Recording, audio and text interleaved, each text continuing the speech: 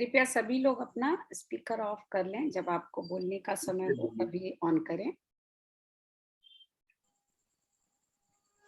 नमस्कार दोस्तों, मैं बेंगलोर से डॉक्टर इंदु झुंझुनवाला आप सभी का अभ्युदय अंतर्राष्ट्रीय पटल और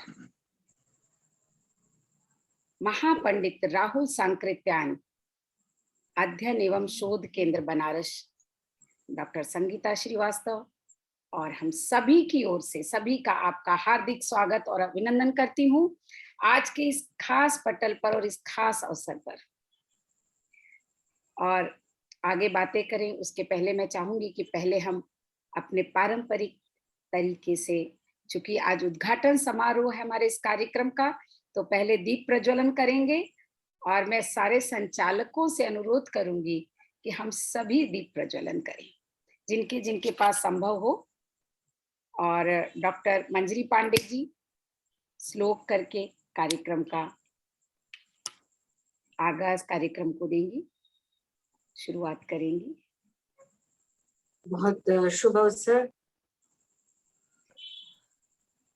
भगवान बुद्ध को प्रणाम करती हुई, जिनके अनुयायी बन गए थे अपने अंतिम समय में पंडित महापंडित राहुल सांकृत्यायन जी, उनके प्रति आभार व्यक्त करती हुई, नमन करती हुई, नमो तस्सा भगवतो सम्मा सम्बुद्धस्सा नमो तस्सा भगवतो अरहतो सम्मा सम्बुद्धस्सा नमो तस्सा भगवतो अरहतो सम्मा सम्बुद्धस्सा पाणातिपाता वीरमणि सिक्खापदं समादियामि मुसावादा वीरमणि सिक्खापदं समादियामि सुरावीरयमज्जपमादट्ठाना वीरमणि सिक्खापदं समादियामि कामेषु मिथ्याचारा वीरमणि सिक्खापदं समादियामि। भगवान बुद्ध के प्रति अपनी श्रद्धा से अवगत होती हुई और आज के उद्घाटन सत्र में जो हमारे अध्यक्ष हैं प्रोफेसर चंद्रभान प्रसाद जी दरभंगा से हैं आप, और मुख्य अतिथि प्रोफेसर चंद्रेश जी भागलपुर से हैं। विशिष्ट वक्ता के रूप में हमारे बीच डॉक्टर संगीता श्रीवास्तव जी हैं और संचालन कर रही है संस्थापक अध्यक्ष अभ्युदय अंतर्राष्ट्रीय संस्था के डॉक्टर इंदु झुंझुनवाला जी। संस्थापक सचिव हैं डॉक्टर संगीता श्रीवास्तव, महापंडित राहुल सांकृत्यायन शोध एवं अध्ययन केंद्र वाराणसी की, और महासचिव है चंद्रा प्रहलाद जी, और अन्य सभी सहाध्यक्ष उपाध्यक्ष और भी तमाम पदाधिकारी और जितने भी संचालक हमारे हैं।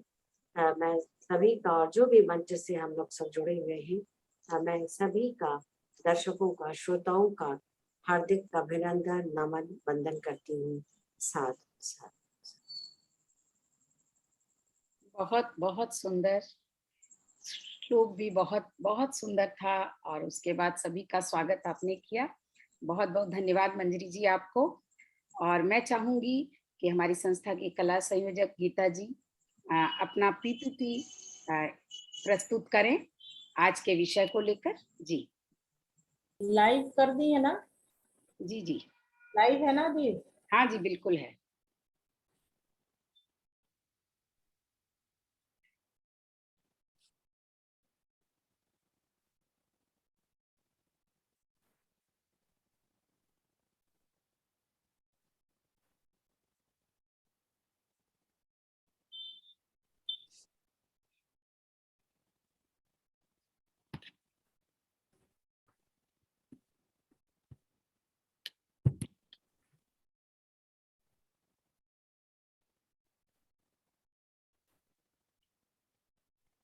आज का ये विशेष कार्यक्रम महापंडित राहुल सांकृत्यायन जी के व्यक्तित्व और कृतित्व पर। आज हमारे साथ डॉक्टर चंद्रभानु सिंह जी मौजूद हैं और डॉक्टर चंद्रेश जी मौजूद हैं, और उसके साथ ही साथ डॉक्टर संगीता श्रीवास्तव जी, जिन्होंने कि राहुल सांकृत्यायन जी के पूरे साहित्य पर, उनके पूरे जीवन पर शोध खुद भी किया है और लोगों को भी प्रेरित किया है। और उस विषय को लेकर जिन्हें हम बचपन से पढ़ते आ रहे थे, भले ही हमें बचपन में इतनी गहराइयों का, उनके व्यक्तित्व की गहराइयों का पता नहीं था, उनके कृतित्व के बारे में बहुत ऊपरी तौर पर, जैसा कि अभी भी कहा डॉक्टर शैल दीदी ने, ऊपरी तौर पर जान पाए थे। लेकिन डॉक्टर संगीता श्रीवास्तव जी के सहयोग से, उनकी प्रेरणा से आज हम उनको इस तरह जान पा रहे हैं जैसे हम रूबरू उनसे मिल पा रहे हैं। और इसके लिए मैं डॉक्टर संगीता श्रीवास्तव जी का हृदय तल से अभिनंदन करती हूँ। लेनिन की जीवनी मैंने सबसे पहले पढ़ी थी, और वोल्गा से गंगा तक उसके बाद जो अभी अभी गीता जी ने दिखाया। तो आज का जो हमारा विषय है वह आप सभी जान गए हैं, और इतने बड़े बड़े, इतने विद्वान पुरुष हम लोगों के साथ हैं, इतने विद्वजन साथ हैं, उसमें मैं कुछ भी कहूँ तो मुझे लगेगा कि बहुत बहुत कम है। इसलिए मैं कुछ नहीं कहूंगी। आज मुझे आप सभी से सुनना है और बस सुनते रहना है। तो मैं चाहूंगी कि आज के मुख्य अतिथि एवं वक्ता का जो परिचय है वो देने के लिए बुलाना चाहूंगी ज्योति तिवारी जी को। बहुत बहुत आभार दीदी। मैं पटल पर सभी का, हमारे जो विशिष्ट अतिथि हैं, मुख्य अतिथि हैं, अध्यक्ष हैं, हमारे गुणीजन, इस कार्यक्रम के संयोजक, संचालक, सभी का बहुत बहुत अभ्युदय अंतर्राष्ट्रीय संस्था की तरफ से स्वागत, वंदन, अभिनंदन करती हूँ। आज ये मेरा सौभाग्य है कि मुझे प्रोफेसर चंद्रेश जी, जो हमारे मुख्य अतिथि हैं, उनका परिचय पढ़ने का सौभाग्य प्राप्त हुआ है। आपका पूरा नाम तो प्रोफेसर चंदेश भागलपुर के नाम से ही सभी लोग जानते हैं। आप टीएनबी लॉ कॉलेज भागलपुर विश्वविद्यालय में हिंदी विभाग में आपने अपने जीवन के काफी समय दिए हैं। आप एक वरिष्ठ रंगकर्मी के रूप में भी ख्याति प्राप्ति व्यक्तित्व के रूप में उजागर हुए हैं। आपने विविध आलेख एवं पुस्तकें आदि भी प्रकाशित हुई हैं। 3 दशक से ज्यादा समय तक आपने भागलपुर अध्यापन के बाद अभी आप स्वतंत्र लेखन की ओर जुड़े हुए हैं। टाइम्स समूह के दिनमान साहित्य में पत्रकारिता के रूप में भी आपने अपनी एक जगह बनाई है। आपने वहीं से ही अपने कैरियर की शुरुआत भी की थी। राहुल सांकृत्यायन में आपकी बहुत ही गहरी रुचि है और आप उनसे आपका काफी जुड़ाव भी है। तो मैं अपनी अभ्युदय अंतर्राष्ट्रीय संस्था की तरफ से और राहुल सांकृत्यायन की तरफ से, सर आप हमारे पटल पर आए, मैं आपका बहुत बहुत स्वागत, वंदन, अभिनंदन करती हूँ। और ये हमारा सौभाग्य है कि आज आप हम सभी के बीच में हैं। आपका बहुत बहुत आभार। जी दीदी। बहुत बहुत स्वागत, बहुत बहुत स्वागत आपका डॉक्टर चंद्रेश जी। और मैं आपको बताना चाहूंगी कि मैं भी भागलपुर की हूँ। तो मुझे अच्छा लगा जब इन्होंने आपका नाम बताया, तो कहीं ना कहीं एक जुड़ाव हम महसूस करते हैं। ऐसी ही जगह से होने पर ये तो बहुत स्वाभाविक है। और अब मैं बुलाना चाहूंगी हमारे अध्यक्ष डॉक्टर चंद्रभानु सिंह जी का परिचय देने के लिए मंजू तंवर जी को। ज्योति तिवारी जी हमारी संस्था की उप सचिव थी और मंजू तंवर जी हमारी हरियाणा शाखा की सचिव हैं। आपका बहुत बहुत स्वागत है मंजू जी।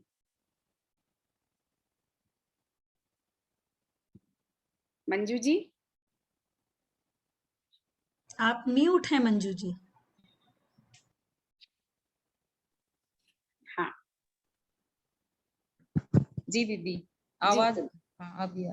जी मैं बिल्कुल मंजू आ रही है। कंवर भिवानी हरियाणा से मंचासीन सभी प्रबुद्ध जनों को सादर प्रणाम करती हूँ और मंच पर उपस्थित इस कार्यक्रम के अध्यक्ष डॉक्टर भानु जी, हमारे मुख्य अतिथि डॉक्टर चंद्रेश जी और विशिष्ट वक्ता डॉक्टर संगीता श्रीवास्तव जी को सादर अभिवादन करती हूँ और हमारी अभ्युदय अंतरराष्ट्रीय संस्था एवं महापंडित राहुल सांस्कृत्यायन अध्ययन व शोध केंद्र संस्था बनारस के संयुक्त तत्वावधान में विशेष चतुर्दिवसीय आयोजन रखा गया है और इस कार्यक्रम के माध्यम से मुझे डॉक्टर भानु प्रसाद जी का परिचय देने का सुनहरा सुअवसर मिला है, जिसका श्रेय हमारी अभ्युदय संस्था की अध्यक्षा डॉक्टर इंदु झुंझुनवाला जी को जाता है। मैं उनका तहे दिल से बहुत आभार व्यक्त करती हूँ। अतः इन्हीं शब्दों के साथ मैं परिचय देना चाहूंगी हमारे इस कार्यक्रम के उद्घाटन समारोह में मंचासीन डॉक्टर भानु प्रसाद सिंह जी का। आप प्रोफेसर एवं पूर्व अध्यक्ष हैं हिंदी विभाग ललित नारायण मिथिला विश्वविद्यालय दरभंगा बिहार में। आपकी प्रकाशित पुस्तकें हैं राहुल सांस्कृत्यायन की इतिहास दृष्टि, दूसरा स्वाधीनता आंदोलन और माखन लाल चतुर्वेदी जी का साहित्य, तीसरा रीति काव्य और चौथा प्रबंध चतुरंग। संपादित किया हुआ है आपका गद्य विविधा और सुकने दृष्टि और सृष्टि। 50 से अधिक आपके लेख प्रकाशित हो चुके हैं। 15 शोधार्थी आपके निर्देशन में पीएचडी प्राप्त कर चुके हैं और 8 शोधार्थी आपके शोधरत हैं। आपकी शैक्षणिक योग्यता है एमफिल, पीएचडी, डीलिट यानी डॉक्टर ऑफ लिटरेचर। यह है डॉक्टर भानु प्रसाद जी का परिचय।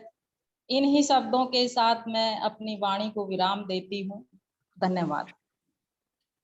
बहुत बहुत सुंदर, धन्यवाद मंजू तंवर जी। और आज के कार्यक्रम की हमारी विशिष्ट वक्ता डॉक्टर संगीता श्रीवास्तव जी का परिचय देने के लिए मैं बुलाना चाहूंगी इस कार्यक्रम की संयोजिका सविता भुवानिया जी को, जो कि हमारी बंगाल शाखा की सदस्य भी हैं। सविता भुवानिया जी, आपका बहुत बहुत स्वागत है और संस्था की उप सचिव भी हैं। मंच को नमन करती हूँ। मंच पर उपस्थित सभी विद्वज्जनों को प्रणाम करती हूँ। अंतर्राष्ट्रीय अभ्युदय संस्था के द्वारा महान साहित्यकार पंडित राहुल सांस्कृत्यायन जी के साहित्य को लेकर 4 दिवसीय कार्यक्रम का आयोजन किया जा रहा है। आज उसका प्रथम दिवस है। आज हमारे प्रथम दिवस के उद्घाटन समारोह की सचिव डॉक्टर संगीता श्रीवास्तव जी कर रही हैं। मेरे लिए यह बड़े ही सौभाग्य की बात है कि महान विदुषी अनंत प्रतिभाशाली डॉक्टर संगीता जी के बारे में बोलने का मुझे सुअवसर मिला है। वाराणसी में रहने वाली डॉक्टर संगीता श्रीवास्तव जी ने हिंदी में एमए किया है, अर्थशास्त्र में बीएड। इतना ही नहीं, पंडित राहुल सांस्कृत्यायन जी को लेकर इन्होंने पीएचडी भी किया है। डॉक्टर संगीता श्रीवास्तव जी सिर्फ लेखिका ही नहीं, समीक्षक एवं कवयित्री भी हैं।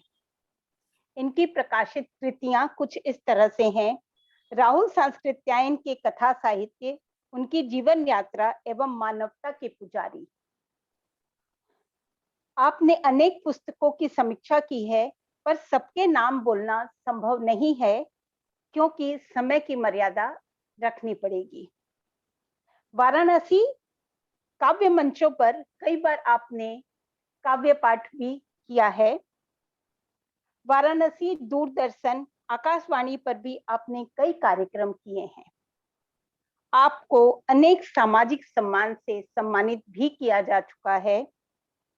रोटरी क्लब बनारस प्रतिभा सम्मान, सेवक साहित्य श्री सम्मान, सरोज साहित्य सम्मान, शिक्षक सम्मान आदि।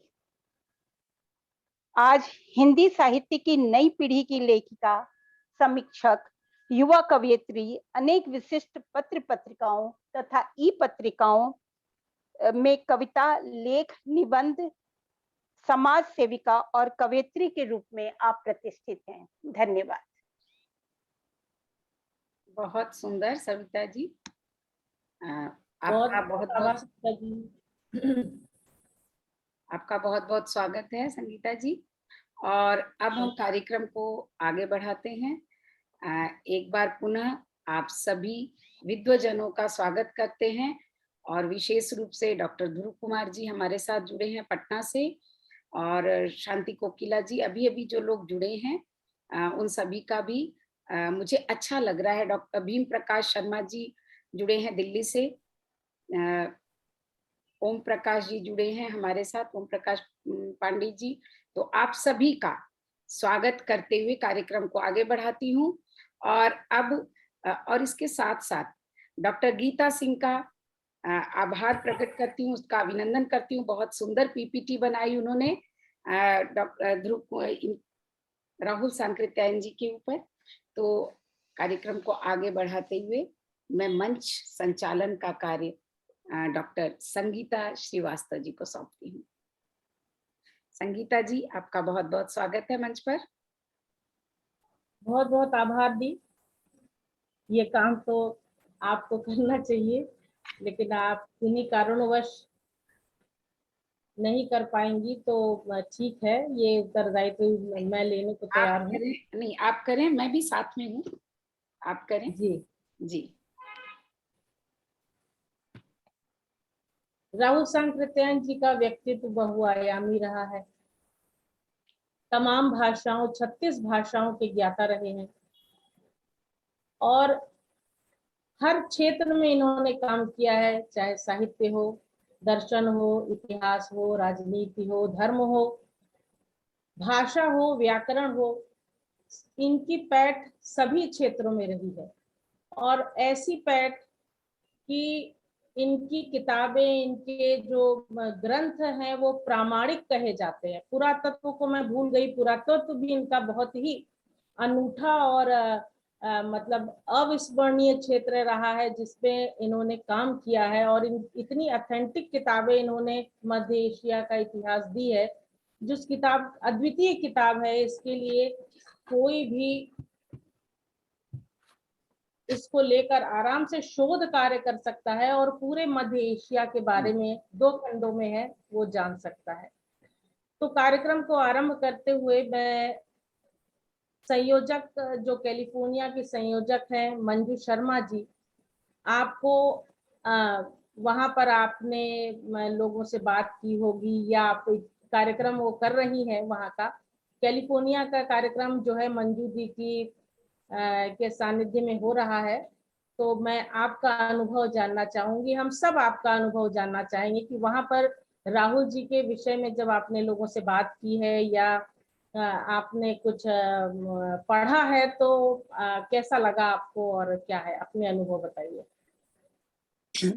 जी, धन्यवाद संगीता जी, बहुत बहुत धन्यवाद आपका। अंतर्राष्ट्रीय अभ्युदय संस्था की कैलिफोर्निया शाखा की संयोजक मैं मंजू शर्मा मंचासीन सभी महानुभावों का हार्दिक हार्दिक स्वागत अभिनंदन करती हूँ। कैलिफोर्निया शाखा अभ्युदय संस्था से जुड़कर निरंतर उन्नति के सोपान को छूती हुई अपना अभ्युदय कर रही है। इसमें तो कोई शक ही नहीं है कि जब से अभ्युदय से हमारी शाखा जुड़ी है, निरंतर हम लोगों की प्रगति हो रही है। और गर्वित हैं हम सब कि वर्ष 2021 का सर्वश्रेष्ठ सहभागिता सम्मान भी हमारी शाखा को ही प्राप्त हुआ। प्रत्येक कार्यक्रम में बढ़ चढ़कर भाग लेने वाली हमारी शाखा के 4 सदस्य इस बार पारिवारिक समस्याओं के चलते भाग नहीं ले पा रहे हैं, जिसका हमें बहुत खेद है। हालांकि वो हर कार्यक्रम में अपने जी जान से जुटते थे, पर इस बार कुछ समस्याओं से वो भाग नहीं ले पा रहे हैं। परस्पर सहयोग, प्रेम, सौहार्द में विश्वास रखती है हमारी शाखा। हम आपस में एक दूसरे से बात करते रहते हैं। किसी भी प्रकार की कोई समस्या अगर होती है किसी भी समय, तो हम एक दूसरे को फोन कर तुरंत उसका समाधान देते हैं और एक दूसरे की सहायता करते हैं। राकेश कपूर, शकुंतला डुमरेवाला और स्वयं मैं शाखा प्रमुख होने के नाते हर साथी का हर प्रकार से हर संभव उनका सहयोग करने को तत्पर रहते हैं। शकुंतला जी इस बार राहुल जी का जीवन परिचय देंगी फेसबुक लाइव पर, और मैं उनका यात्रा वृत्तांत किन्नर देश की ओर लूंगी। दर्शन दुआ जी वोल्गा से गंगा ले रही हैं और सुशील जी उनकी तिब्बत यात्रा के बारे में अपनी लाइव प्रस्तुति देंगी। तो ये लाइव प्रस्तुति के लिए भी हम लोग एक दूसरे को इतना प्रेरित करते हैं।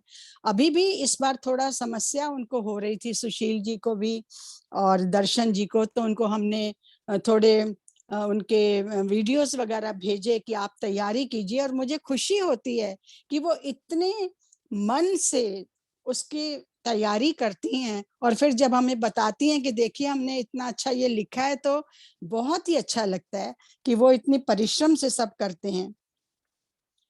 और अपनी शाखा के सदस्यों और भारत के सभी सदस्यों को मैं अपनी शुभकामनाएं प्रेषित करती हूँ। और एक बात और बताना चाहूंगी कि हमारी शाखा सबसे पहले लिखित प्रस्तुति जो होती है, सबसे पहले हमारी शाखा की लिखित प्रस्तुतियां जाती हैं, जिनका सब हमें एप्रिसिएशन भी देते हैं और हमें बहुत अच्छा लगता है इस बात के ऊपर। तो मैं गर्वित हूँ आपका मंजू जी, जी, मैं गर्वित हूँ इन सब चीजों से, मुझे बहुत अच्छा लग रहा है। और आयोजक के रूप में, संयोजक के रूप में मैं, शकुंतला जी और राकेश कपूर सबका सहयोग करते हैं। और मैं अंत में अभ्युदय अंतर्राष्ट्रीय संस्था को अपनी उज्जवल भविष्य कामनाएं, भविष्य की मंगल कामनाएं प्रेषित करती हूँ। आप सबको बहुत बहुत शुभकामनाएं। धन्यवाद। और इसके साथ बनारस की संस्था भी जुड़ी है जी। अरे ठीक है, आप हैं तो हम हैं। जी जी जी। हाँ जी, मैंने शायद वो भूल गई, इसलिए कोई बात नहीं। नहीं मैंने तो सभी के लिए बोला कि सब जी, जी, सब जी। हाँ जी, बनारस जी। जी। संगीता जी तो हमारी वैसे ही प्रेरणा, इस कार्यक्रम में तो उनका हमें इतना जो अद्भुत परिचय देखने को मिला है, उसी से हम गदगद हो गए हैं। धन्यवाद संगीता अरे जी। चलिए आप बड़ों का आशीर्वाद है, बहुत वरदहस्त है आप लोगों का। धन्यवाद। और अब मैं अगली संयोजक शशि लाहौटी जी को उनके अनुभवों के साथ सादर आमंत्रित करती हूँ।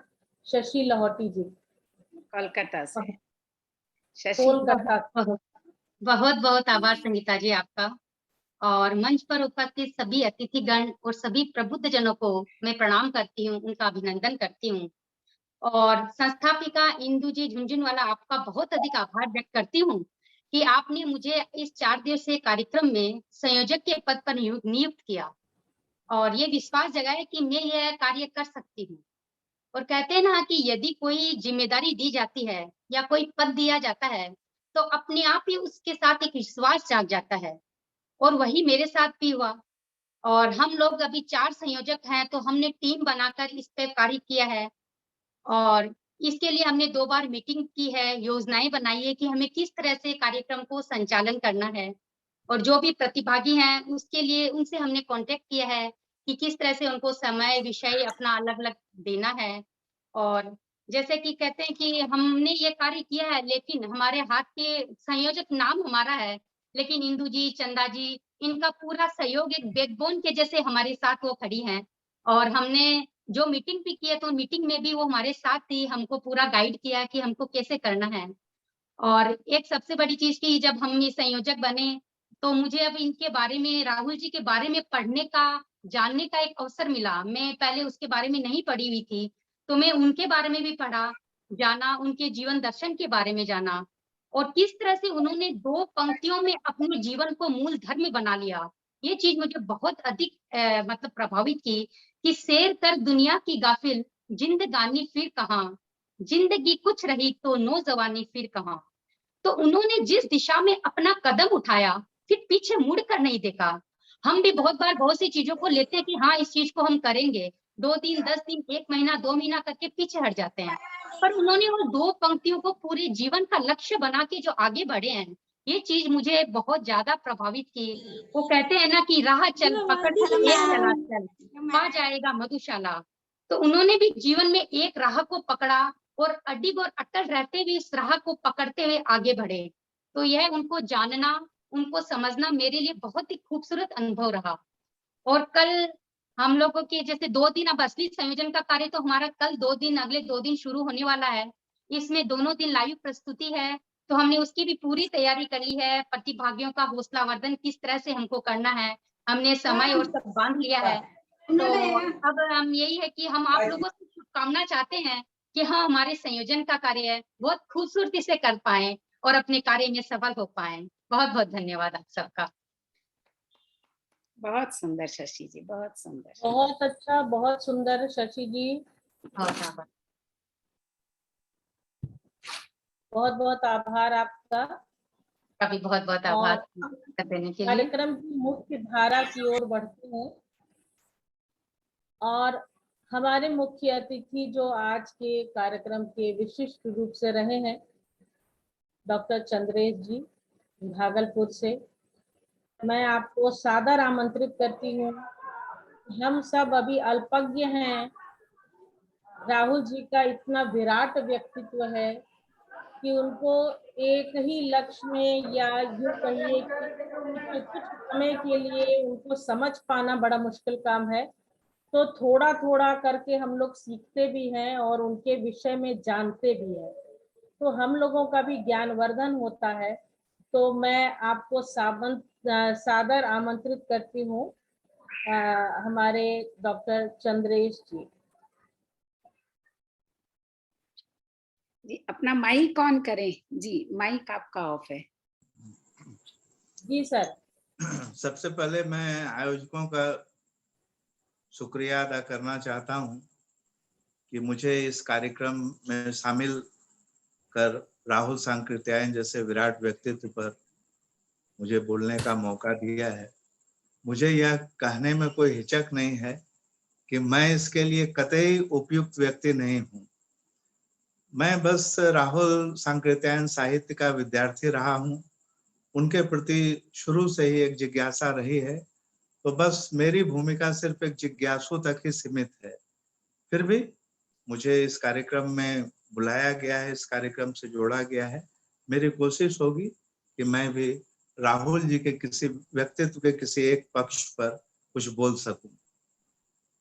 अपनी बात की शुरुआत मैं महान दार्शनिक व चिंतक कार्ल मार्क्स द्वारा युवावस्था में लिखी एक कविता से करना चाहूंगा, जिसका हिंदी भावानुवाद कुछ इस प्रकार है। कठिनाइयों में रीता जीवन मेरे लिए नहीं, मेरे तूफानी मन को यह स्वीकार नहीं। मुझे चाहिए एक महान ऊंचा लक्ष्य और उसके लिए उम्र भर संघर्षों का अटूट क्रम। ओ कला तू खोल मानवता की धरोहर, अपने अमूल्य कोशों के द्वार मेरे लिए खोल। अपने प्रज्ञा और संवेगों के आलिंगन में अखिल विश्व को बांध लूंगा मैं। आओ हम बीहड़ और सुदूर यात्रा पर चलें। आओ क्योंकि छिछला निरुद्देश और लक्ष्यहीन जीवन हमें स्वीकार नहीं। यह अकारण नहीं है कि महापंडित राहुल सांकृत्यायन आगे चलकर उसी अग्निपथ के पथिक बने और जीवन पर्यंत मार्क्सवादी चिंतन में उनकी आस्था बनी रही। सत्य की खोज में राहुल सांकृत्यायन आजीवन यायावर की तरह पृथ्वी के एक छोर से दूसरे छोर तक की यात्रा करते रहे। हर यात्रा के बाद वहाँ के इतिहास, भूगोल, भाषा, संस्कृति से संबंधित कोई ना कोई खजाना वे ढूंढ लाते थे और फिर एक नई किताब के रूप में वह पाठकों के सामने होता, किसी अनछुए सत्य का उद्घाटन करते हुए। मध्य एशिया का इतिहास जैसी वृहद पुस्तक जो 2 खंडों में है, इसका अन्यतम उदाहरण है किस तरह से मध्य एशिया के इतिहास में वे प्राचीन भारत की झलक खोजने की कोशिश करते हैं। पहली बार इसका श्रेय राहुल जी को ही जाता है। इसके पूर्व 4 बार तिब्बत की दुर्लभ यात्रा का दुस्साहस राहुल जी ही कर सकते थे, कारण कि उन्हें पक्का भरोसा था कि भारतीय सभ्यता संस्कृति से जुड़ी अनेक पांडुलिपियां तिब्बत के बौद्ध मठों में सुरक्षित हैं, जो भारत में या तो विलुप्त हो गई या विदेशी आक्रांताओं ने उन्हें नष्ट कर दिया, और जो विपुल सामग्री लेकर वे तिब्बत से लौटे वह भारत ही नहीं, विश्व मानवता की अमूल्य धरोहर है। उस विपुल सामग्री में से एक सिद्ध सरहबाद कृत दोहा कोश जब राहुल जी के संपादन में वर्ष 1957 में राजभाषा परिषद पटना से प्रकाशित हुआ, तो उस पुस्तक में वक्तव्य के तौर पर आचार्य शिवपूजन सहाय का यह कथन उल्लेखनीय है। इस ग्रंथ के संपादक महापंडित राहुल सांकृत्यायन के महत्वशाली शोध कार्यों से हिंदी साहित्य के इतिहास में जो क्रांतिकारी परिवर्तन हुए, उनसे हिंदी जगत भली भांति परिचित है। साहित्यिक गवेषणा के क्षेत्र में उनके अनुसंधानों ने जो प्रकाश फैलाया है, उससे युगों का घनीभूत अंधकार तिरोहित हुआ है। यह ग्रंथ इस बात का प्रत्यक्ष प्रमाण है। राहुल जी ने अत्यंत प्राचीन हिंदी की प्रचुर शोध सामग्री का उद्धार ऐसे दुर्गम स्थान से किया जहां आधुनिक युग के शोधकों की पहुंच नहीं हो सकती थी। तब हिंदी भाषा की शोध की दिशा ही बदल गई। आचार्य शिवपूजन सहाय जी के इस वक्तव्य से इस बात की एक झलक मिलती है कि शोध के क्षेत्र में उस समय जब वहां तिब्बत तक किसी की पहुंच नहीं थी, उसने किस तरह शोध के नए द्वार खोले होंगे, और आज भी उस पर चर्चा लगातार जारी है। 84 सिद्धों को वे हिंदी का प्राचीनतम कवि की श्रेणी में रखते हैं और दोहा कोश के कवि सरहपाद की कविता के माध्यम से लोक भाषा की महत्ता को राहुल जी सिद्ध करने की लगातार कोशिश करते हैं, और इस प्रयत्न में वे आदि सिद्ध सरहपाद को प्रमाण के तौर पर सामने रखते हैं। आगे चलकर हम देखते हैं कि अपने लेखन की सार्थकता को साबित करने के लिए पांडित्य के साथ साथ राहुल सांकृत्यायन स्थानीय भाषाओं या जन भाषा के महत्व पर काफी जोर देते हैं। जन भाषा के बगैर जन सरोकार की कोई सार्थकता नहीं है।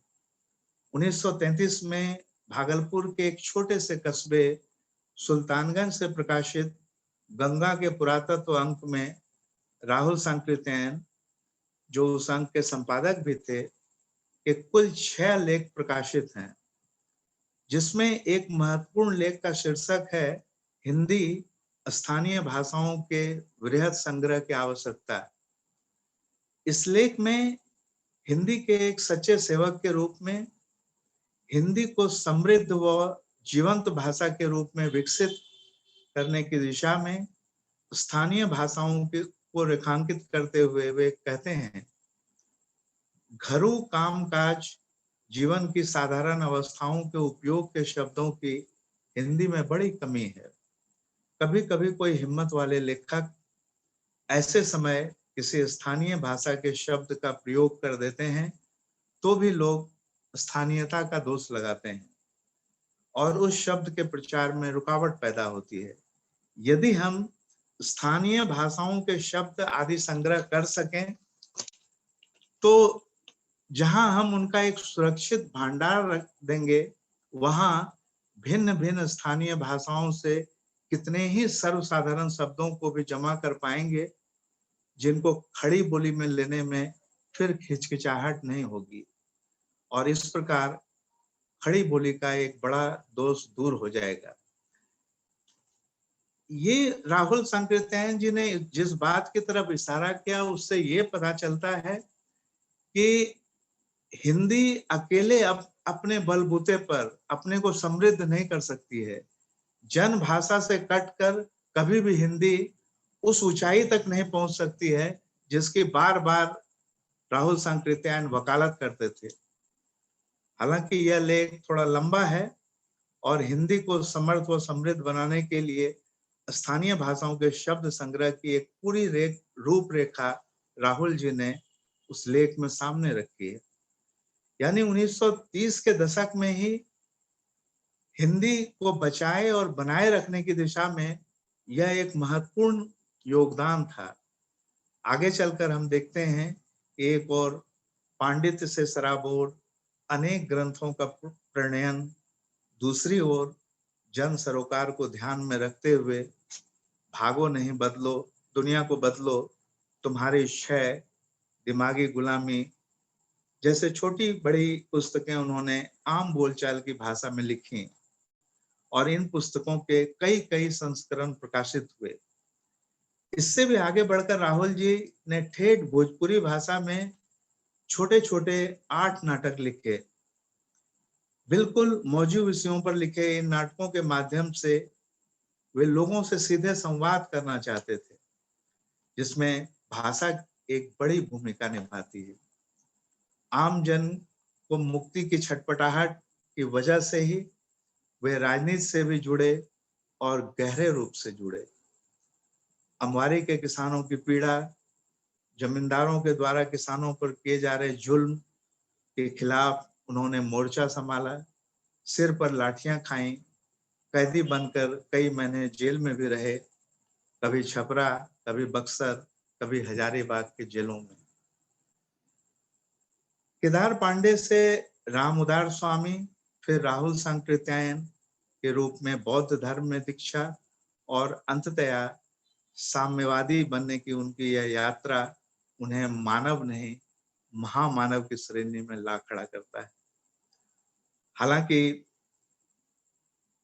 जीवन भर कभी भी उन्हें सांस लेने का मौका नहीं मिला, लेकिन मार्क्सवादी पथ पर चलते हुए भी मार्क्सवाद को उन्होंने कभी यांत्रिक रूप से स्वीकार नहीं किया।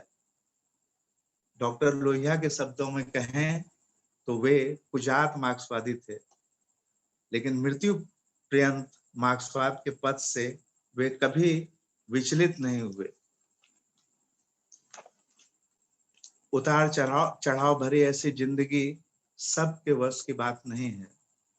संघर्ष ने उन्हें मांझा, सत्य की आंच पर तपते हुए उनके फौलादी व्यक्तित्व का निर्माण हुआ। कुल 70 वर्ष की जिंदगी में लगभग 40-42 वर्षों तक वे विश्व के अनेक देशों की यात्रा करते रहे और वहां की सभ्यता संस्कृति का गहराई से न केवल अध्ययन किया, बल्कि अनेक पुस्तकों के रूप में उसे अपने देश व दुनिया के सामने पेश किया।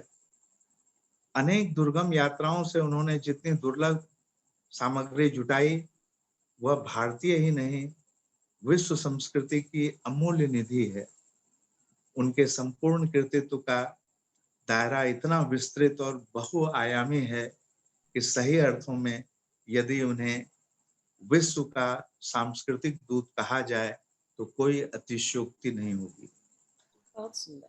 निष्कर्ष के तौर पर कहना चाहूंगा कि उनके व्यक्तित्व और कृतित्व को ऊंचाई प्रदान करने में असंख्य ख्यात अख्यात लोगों का बड़ा हाथ रहा है, जिनसे अनेक यात्राओं के दौरान वे मिले, उनसे जुड़े।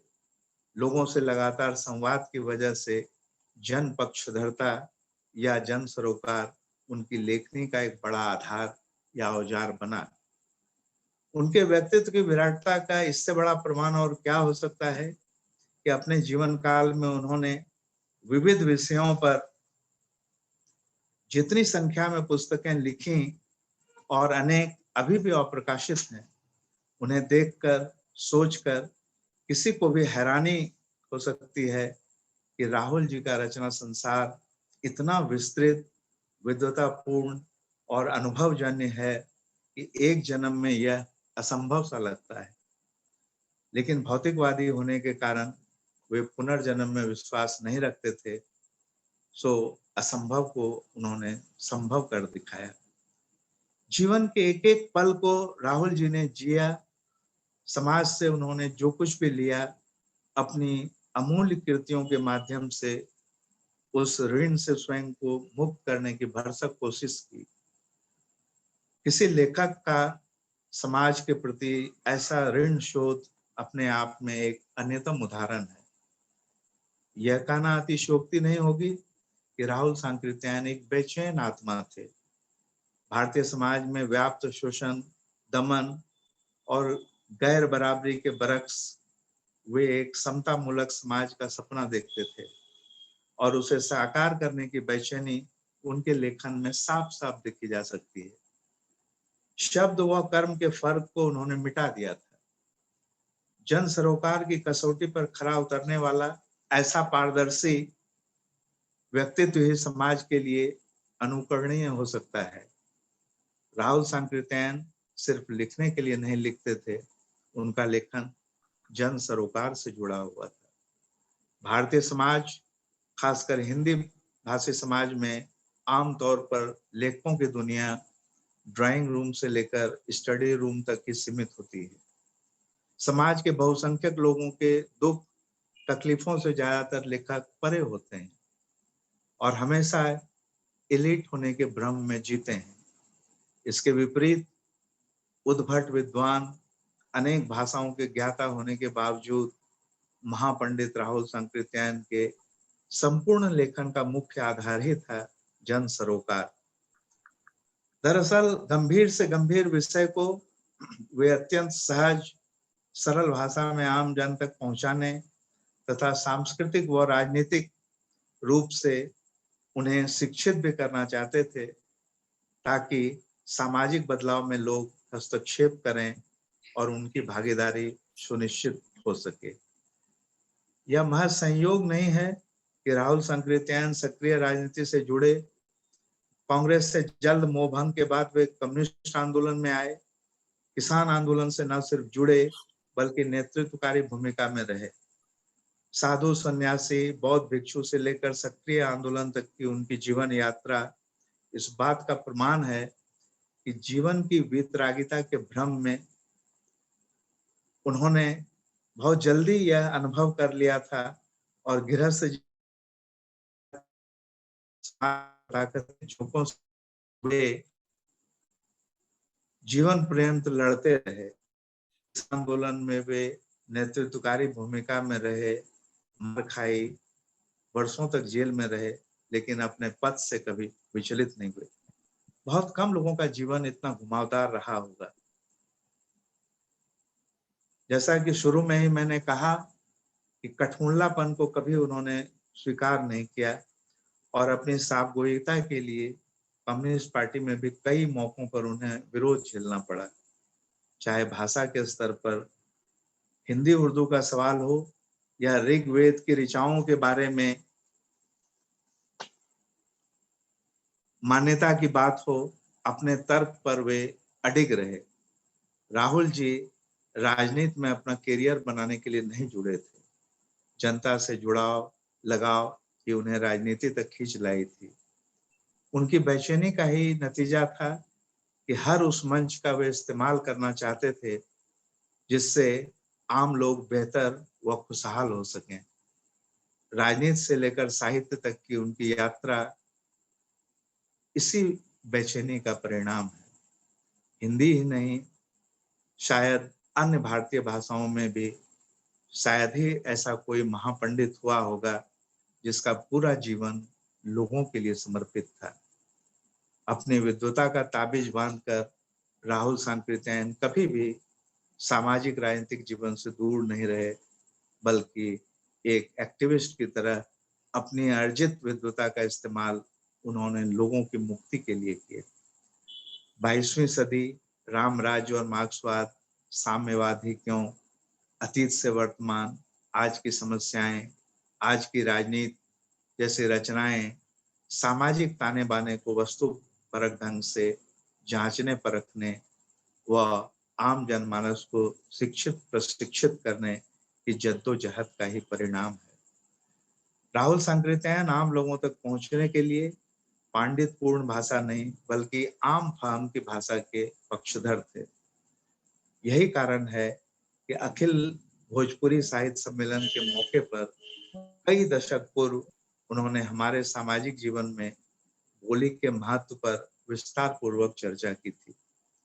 इस संदर्भ में भोजपुरी के जन नाटककार भिखारी ठाकुर के नाटकों की जन समुदाय में अपार लोकप्रियता की ओर इशारा करते हुए उन्होंने कहा था, भिखारी ठाकुर हम लोगों के एक अनगढ़ हीरा हैं, उनमें गुणों का भरमार है, गुणों की भरमार है। जमींदार को वे जोंक कहकर पुकारते थे। इसी शीर्षक से उन्होंने भोजपुरी में जोंक नामक एकांकी की रचना की थी। भागो नहीं दुनिया को बदलो में राहुल जी पाठकों से जैसे संवाद करते हुए कहते हैं, हमें अपनी मानसिकता दास्ता की बेड़ी को एक एक कड़ी को बेदर्दी के साथ तोड़कर फेंकने के लिए तैयार रहना चाहिए।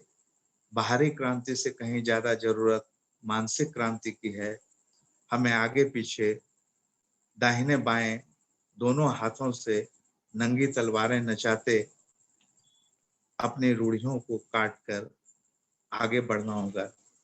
इसी पुस्तक के प्रथम संस्करण में उनके वक्तव्य की ओर मैं ध्यान दिलाना चाहूंगा। उसमें किस तरह की भाषा का उन्होंने इस्तेमाल किया है जिससे वे लोगों से सीधे संवाद कर सकें। ये पहले संस्करण में उन्होंने लिखा, इस किताब की भाषा देख के कितने ही पढ़ने वाले अचरज करेंगे, लेकिन उम्मीद है कि वह नाराज नहीं होंगे। काहे से कि यहाँ उन्हें ऐसे सैकड़ों शब्द मिलेंगे जिनको उन्होंने माँ का दूध पीने के साथ सीखा है और अब भी ऐसे ही फिर मीठे लगते होंगे। लेकिन मैंने इस पोथी को भाखा फैलाने के ख्याल से नहीं लिखा। 1 बरस पहले जो कोई कहता कि तुम इस भाखा में एक किताब लिखोगे तो मुझे विश्वास ना होता।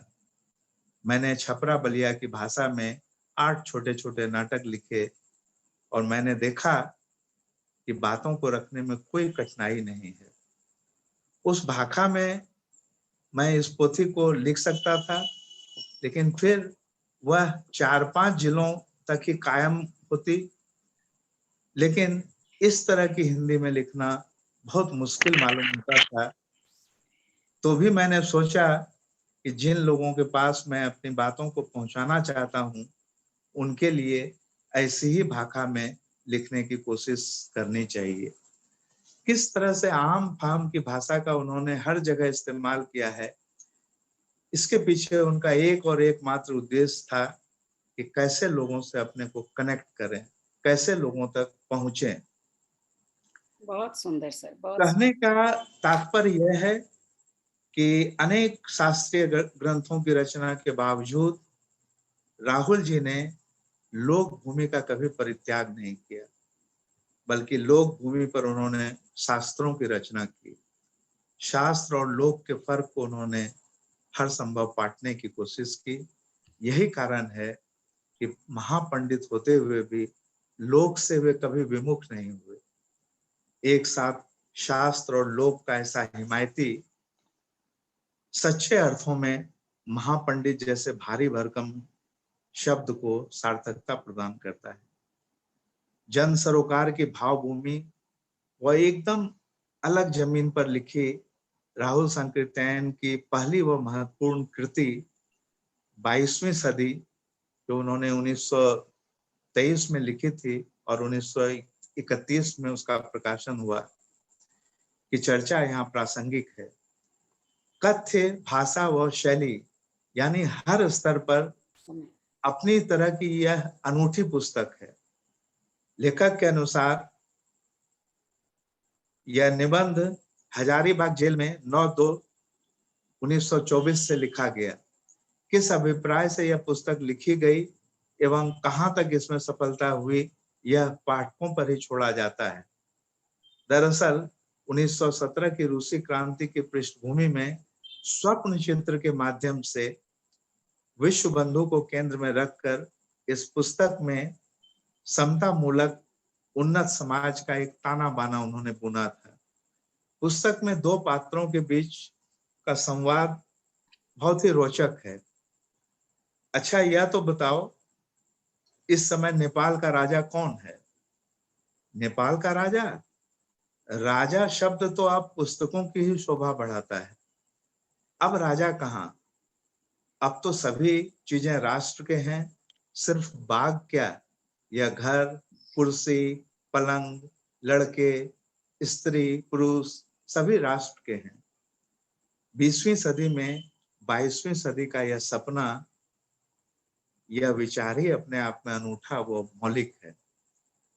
राहुल जी ने जिस समता मूलक व उन्नत समाज का सपना देखा था, जिसके लिए वे ताउम्र सक्रिय रहे, वह भले ही अभी दूर है, बहुत दूर है, लेकिन भारतीय समाज अभी जिस दौर से गुजर रहा है, वर्गीय विषमता की खाई जिस तरह बढ़ती जा रही है, क्या पता 22वीं सदी आते आते भविष्य दृष्टा राहुल सांकृत्यायन का सपना यथार्थ में तब्दील हो जाए। यह अकारण नहीं है कि अपने निधन के 6 दशक बाद भी राहुल सांकृत्यायन हिंदी के एक बड़े पाठक वर्ग व शोधार्थियों की स्मृतियों में रचे बसे हुए हैं। यही उनकी सबसे बड़ी प्रासंगिकता है। और जब तक समाज में विषमता, उत्पीड़न की स्थितियां मौजूद रहेंगी, उनकी रचनाएं मिसाल की तरह वंचितों को राह दिखाती रहेंगी। आयोजकों का एक बार फिर से पुनः आभार व शामिल तमाम लोगों का अभिवादन। शुक्रिया। बहुत बहुत सुंदर, बहुत ही आपने पूरे राहुल जी के पूरे व्यक्तित्व और कृतित्व को उभार कर रख दिया। शुक्रिया जी डॉक्टर संगीता, बहुत सुंदर ढंग से। तो अब मैं चाहूंगी कि हमारी विशिष्ट वक्ता आज जो है डॉक्टर संगीता श्रीवास्तव जी, तो जो परिचय आज हमें डॉक्टर चंद्रेश जी ने दिया है, ऐसा लगता है कि एक ऑटोबायोग्राफी की तरह पूरी, और राहुल जी के बारे में जिस तरह से उन्होंने कहा है, जैसे कि कोई आत्मकथ्य कह रहा हो। बहुत सुंदर, बहुत ही सुंदर ढंग से आपने उनके व्यक्तित्व को उभारा, एक एक पक्ष को आपने हमें हमारे समक्ष रखा है। तो डॉक्टर संगीता श्रीवास्तव जी, आप अब उन पक्षों पर किस बिंदु पर अपनी बात, हमें भी आप अपना भी अनुभव थोड़ा बताएं। इतना आपने कार्य किया है डॉक्टर राहुल सांकृत्यायन जी पे, और उन्हें महापंडित की उपाधि जो दी गई है, उसके लिए डॉक्टर चंद्रेश जी ने पूरी तरह से न्यायपूर्ण है, क्योंकि वो इस के योग्य थे पूरी तरह से हर क्षेत्र में, जिसको कहा जाए कि जैसे बहुत सारी व्यक्तित्व किसी एक व्यक्तित्व में समा गए हों। महापंडित राहुल सांकृत्यायन जी की व्यक्तित्व की खासियत हमें डॉक्टर चंद्रेश जी ने जितने बिंदुओं को बताया, उससे यही लगता है। तो आपका स्वागत करती हूँ मंच पर, डॉक्टर संगीता श्रीवास्तव जी। आप सभी प्रबुद्ध बुद्धिजीवियों का मैं बनारस से, काशी की पावन भूमि से, महापंडित राहुल सांकृत्यायन शोध एवं अध्ययन केंद्र की ओर से सभी का हार्दिक स्वागत और अभिनंदन करती हूँ। और सबसे ज्यादा मैं आभार और धन्यवाद अभ्युदय, अंतर्राष्ट्रीय अभ्युदय संस्था को देती हूँ, इंदु जी को देती हूँ, जिन्होंने यह महती कार्य करवाने और करने का ये जिम्मा लिया। काफी लंबे समय तक हम लोग जुड़े ही हुए हैं, और कई रचनाकारों पर, कबीर पर, नरेंद्र कोहली जी पर, चित्रा मुदगल जी पर और मृदुल कीर्ति जी पर ये 3-3, 2-2, 3-3, 4-4 दिन के सेमिनार्स हुए, वेबिनार्स हुए, तो मेरे मन में ये जिज्ञासा आई कि क्यों ना, ये बहुत अच्छा माध्यम है इस समय, तो मैं क्यों ना दीदी से बात करूं कि राहुल जी का जो साहित्य या राहुल जी की जो उनका व्यक्तित्व और कृतित्व जो अभी कुछ दायरे में ही रह गया है, इसका विस्तार होना चाहिए। तो मैंने दीदी से बात की तो इन्होंने कहा कि ठीक है, बहुत अच्छी बात है और आप इसको करिए। और ये आज आपके सम्मुख है हम सब कि हम आप बड़े के साथ जुड़े हैं और हम इतना सुन पा रहे हैं राहुल जी के बारे में।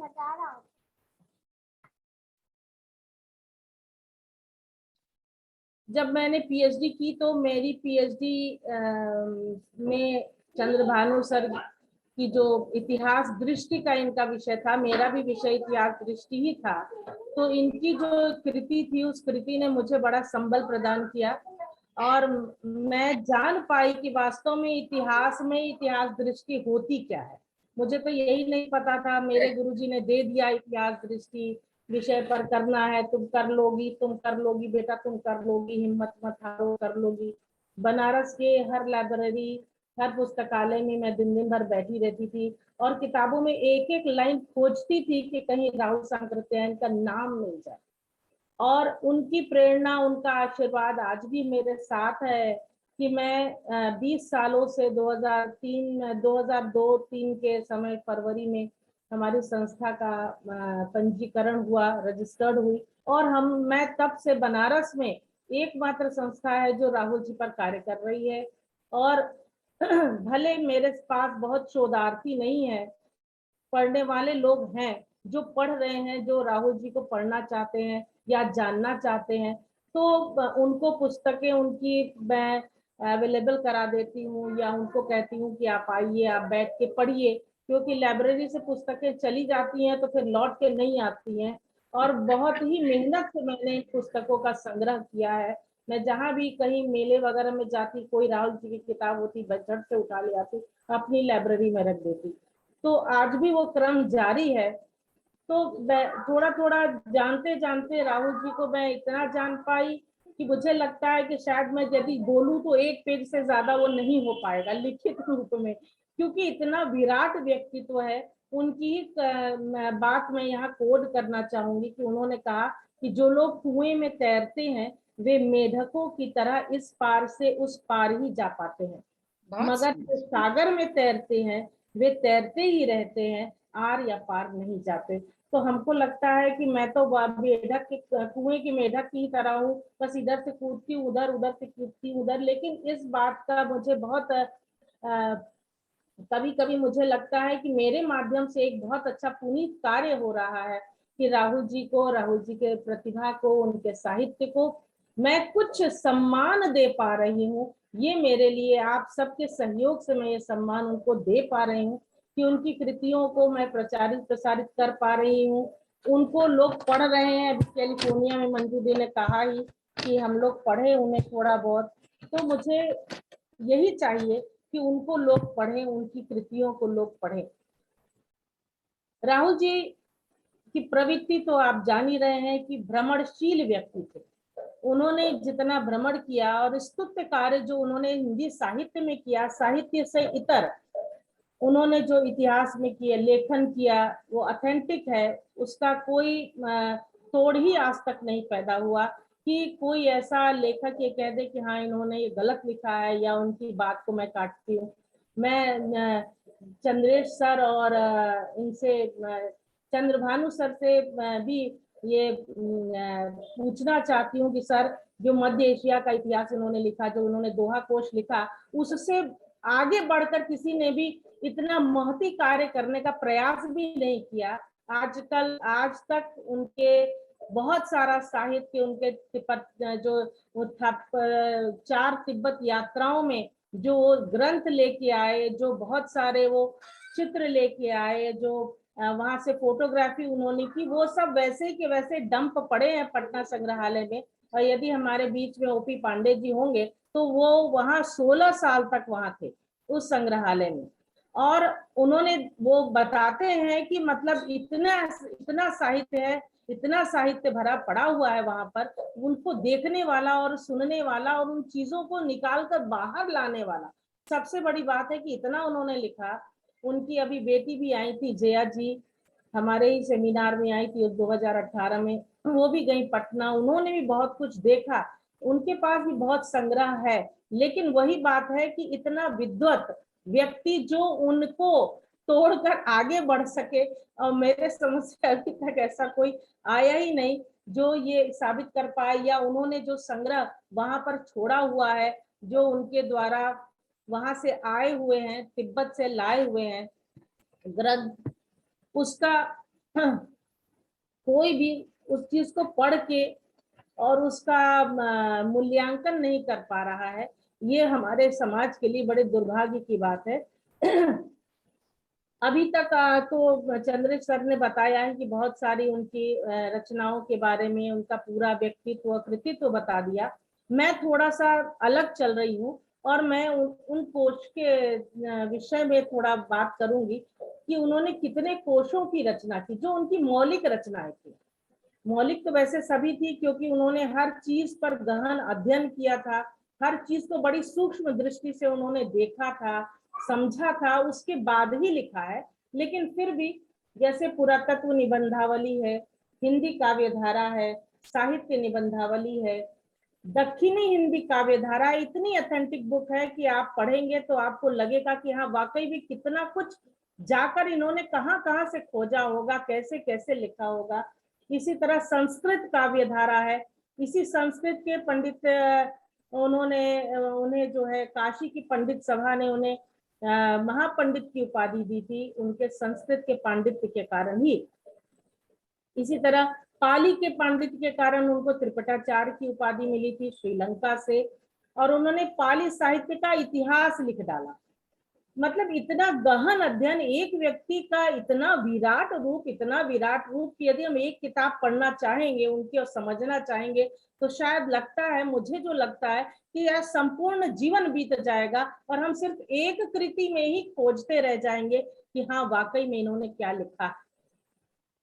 इसके बाद तिब्बती, चूंकि तिब्बत के बहुत अच्छे जानकार थे तिब्बती भाषा के, तो उन्होंने तिब्बत साहित्य संस्कृत कोश लिख डाला। तिब्बती बाल शिक्षा का लिखा उन्होंने 1933 में।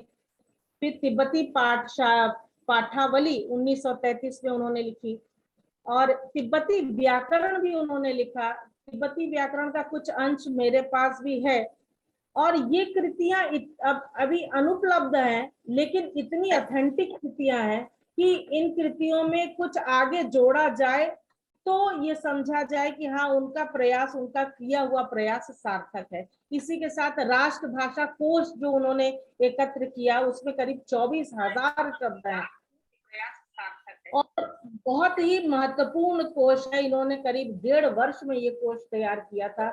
इसके बाद जो है दक्षिणी काव्यधारा के विषय में मैंने आपको बताया, इसमें दक्षिण के और बहुत सारे उर्दू के लेखकों का, हिंदी के लेखकों का इन्होंने इसमें संग्रह किया है। इसी तरह से राहुल जी ने सरह दोहा पाक, दोहा कोश, जिसके लिए अभी चंद्रेश जी ने बात किया कि मैंने निकाली थी किताब पढ़ने के लिए, लेकिन मुझे इतना टाइम नहीं मिल पाया कि मैं उसका वाकई में कुछ अध्ययन कर पाऊं, क्योंकि ये सब विषय ऐसे हैं कि जब तक आप 2, 4, 6 घंटे उसमें बैठ के डूबिए नहीं, तब तक आपको उसका रस नहीं आएगा, उसका आनंद नहीं मिलेगा।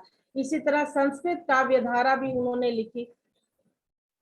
ऋग्वैदिक आर्य उनकी ऐसी कृति है जो मतलब उन्होंने इतिहास, वेदों का इतिहास लिख डाला है।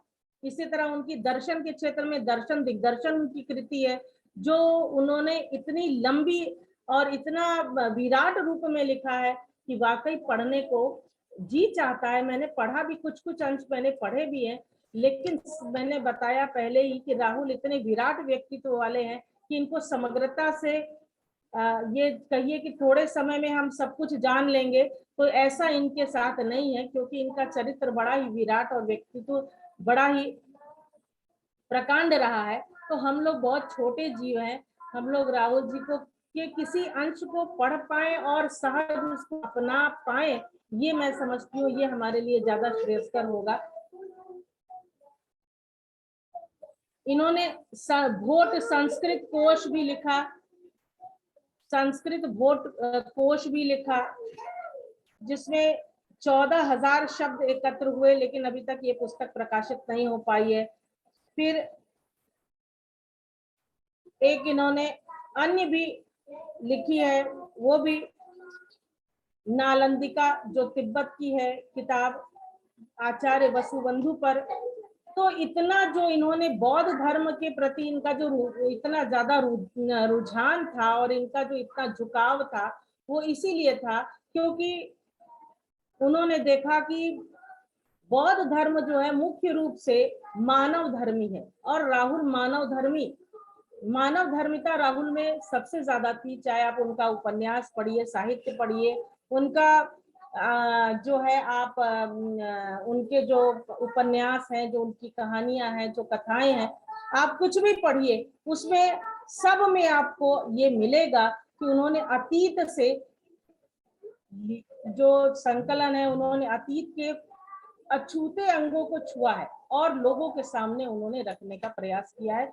और आज के कार्यक्रम के तहत मेरा भी यही इसी विचार से हम सब यहाँ जुड़े भी हैं कि हम लोग राहुल को ज्यादा से ज्यादा जाने और उनकी द्वारा रचित कृतियों को पढ़े, समझे और समाज के सामने ले आए उनके विचारों का। उन्होंने स्त्रियों पर भी नई की दुनिया, मेहरून का दुर्दशा, जो 5 नाटक और 3 नाटक भोजपुरी में लिखे, वो ऐसे हैं कि जो एकदम मार्मिक चित्रण उन्होंने, एकदम सजीव और मार्मिक चित्रण उन्होंने अपनी किताबों में किया है कि हाँ, वाकई लगता है कि वाकई में मेहरारू मतलब स्त्रियों की कितनी दयनीय दशा है हमारे भारतीय समाज में। इसी के साथ मैं बहुत बहुत आभार पुनः व्यक्त करती हूँ, और हमारे जो विशिष्ट अतिथि हैं, आज के मुख्य अध्यक्ष हैं, जो हमारे आज के कार्यक्रम के अध्यक्ष हैं, मैं उनको सुनना चाहूंगी, हम सब उनको सुनना चाहेंगे, और मैं उनको सादर आमंत्रित करती हूँ डॉक्टर चंद्र भानु प्रसाद सिंह जी को दरभंगा से। आदरणीय, आप सादर मंच पर आमंत्रित हैं अपने वक्तव्य के लिए।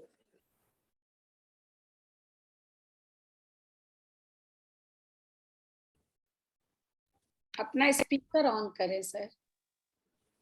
धन्यवाद संगीता जी। क्या मेरी आवाज आ रही है? जी बिल्कुल आ रही है, बिल्कुल आ रही है। इंदु झुंझुनवाला जी, संगीता जी, अन्य उपस्थित देवियों और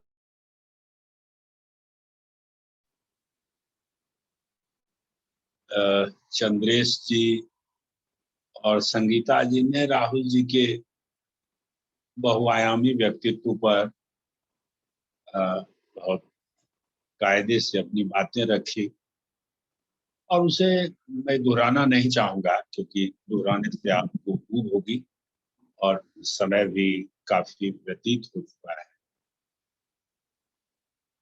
मैं कुछ ऐसे प्रसंगों की चर्चा करूंगा जो इन दोनों विद्वान और विद्वांसों से रह गया है, अलक्षित रह गया। राहुल जी उत्तर प्रदेश के आजमगढ़ जनपद के पंदाहा गांव में पैदा हुए 1893 को, और 7वें दर्जे में थे। केदार पांडे एक शेर पढ़ा, शायर कर दुनिया की गाफिल, जिंदगानी फिर कहाँ, जिंदगानी नौजवानी फिर कहाँ। और फिर वो घर से भाग गए और वो परसागढ़ मठ में पहुंचे और वहां मठ में सन्यासी हुए। और क्षमा करें, जरा खिड़की बंद करने दीजिए, कुछ तेज हवा चलने लगी है, लाइन कट गया है, इसलिए क्षमा करें, थोड़ा व्यवधान हो रहा है।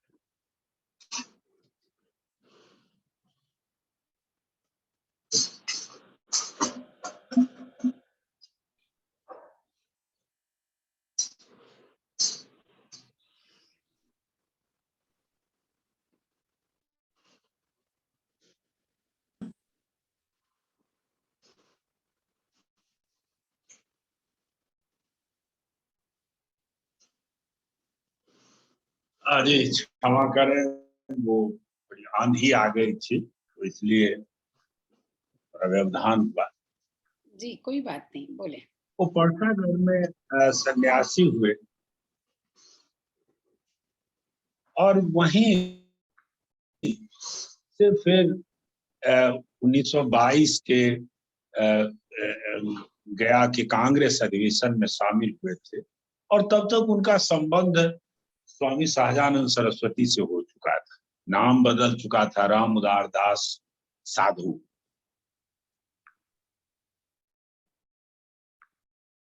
की यात्रा और बौद्ध धर्म का स्वीकार और फिर केदार पांडे से राम उदार दास साधु और फिर राम उदार दास साधु से राहुल सांकृत्यायन।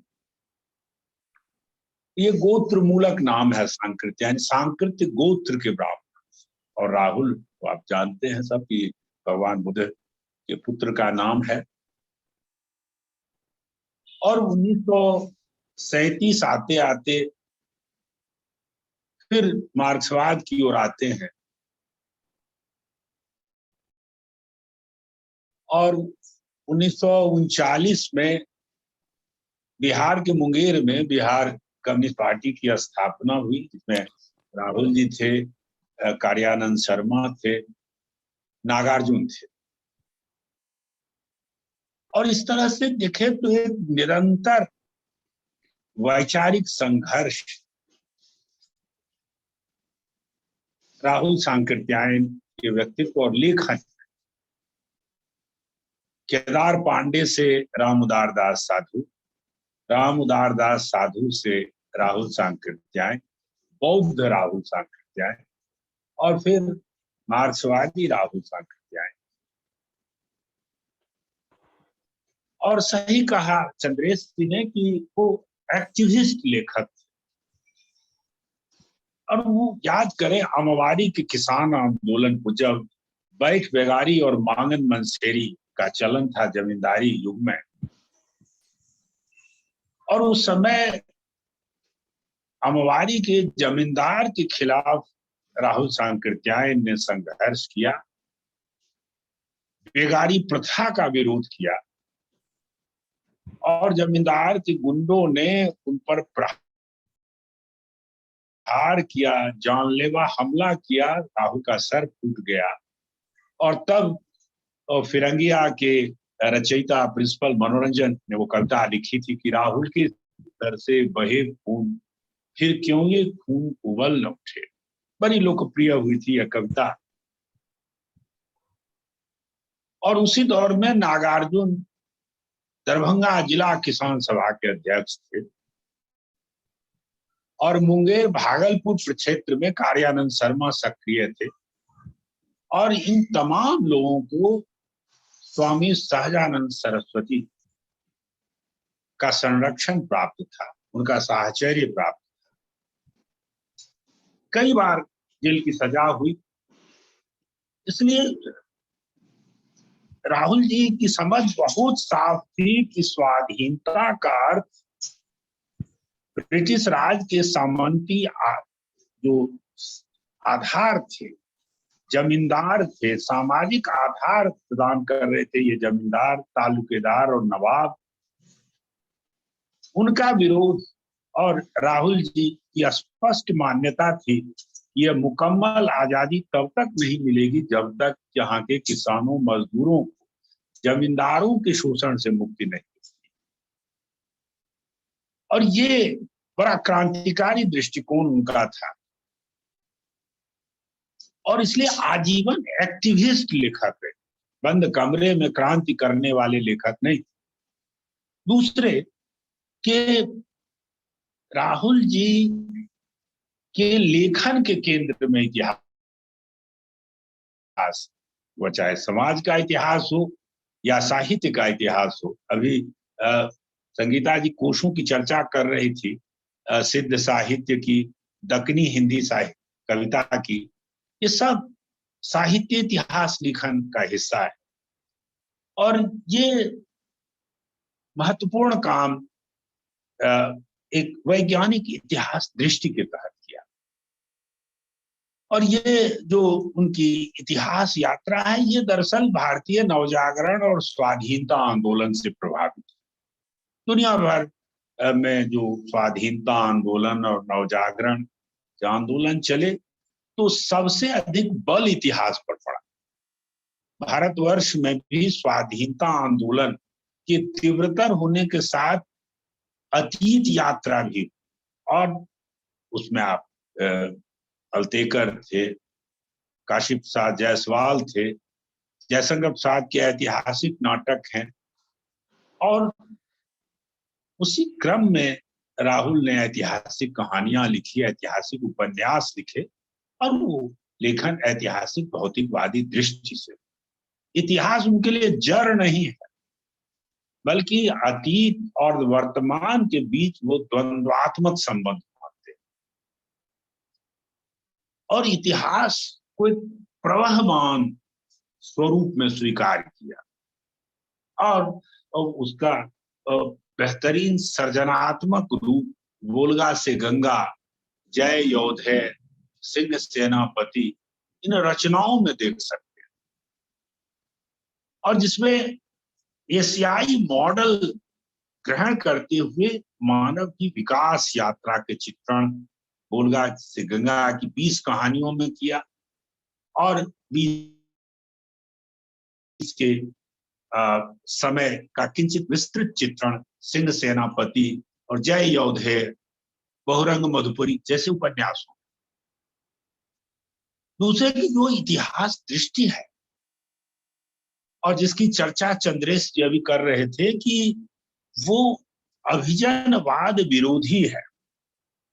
इतिहास उनके लिए राजा रानी का इतिहास नहीं है, इतिहास राहुल जी के लिए सामान्य जनगण का इतिहास है, और इतिहास की जो जन पक्षधरता है उसके वो हिमायती रहे। इतिहास जनपदों का लिखा, और इसलिए जिसको सबाल्टर्न हिस्ट्री आजकल कहते हैं, उसकी शुरुआत एक तरह से भारत और भारतीय उपमहाद्वीप में राहुल सांकृत्यायन। दूसरे, इतिहास उनके लिए जड़ नहीं है, वो अतीत का कीर्तन नहीं है, वो अतीत का निर्जीव लेखा जोखा नहीं है, बल्कि इतिहास को एक गतिशील अनुशासन के रूप में स्वीकार किया, जहां अतीत और वर्तमान के बीच द्वंद्वात्मक संबंध है, और उन संबंधों के बीच से ही भविष्य की दिशा निकलती है। इसके अतिरिक्त जो विशिष्टता है राहुल सांकृत्यायन की, कि उन्होंने केवल विचारों का लवादा नहीं ओढ़ा। मार्क्स का एक कथन है कि दुनिया की व्याख्या लोगों ने, बहुतेरे लोगों ने की, लेकिन सवाल व्याख्या का नहीं, उसे बदलने का। और इस मंत्र को राहुल ने स्वीकार किया। उनके लिए वो की व्याख्या महत्वपूर्ण नहीं है, महत्वपूर्ण है उस व्याख्या के व्याज से एक क्रांतिकारी परिवर्तन की पृष्ठभूमि तैयार कर। गौतम का भी उदाहरण देते हैं, जब गौतम बुद्ध कहते हैं कि नाव जो है वो नदी पार करने के लिए है, और कोई नदी पार करे और नाव को सर पर उठाकर चल दे, तो वैसा ज्ञान व्यर्थ और निस्तार है। राहुल जी ने ज्ञान के नाव को अपने सिर पर नहीं उठाया, बल्कि इस संसार की बाधाओं को, इस संसार को बेहतर बनाने के लिए उन्होंने विचार की नाव का इस्तेमाल किया।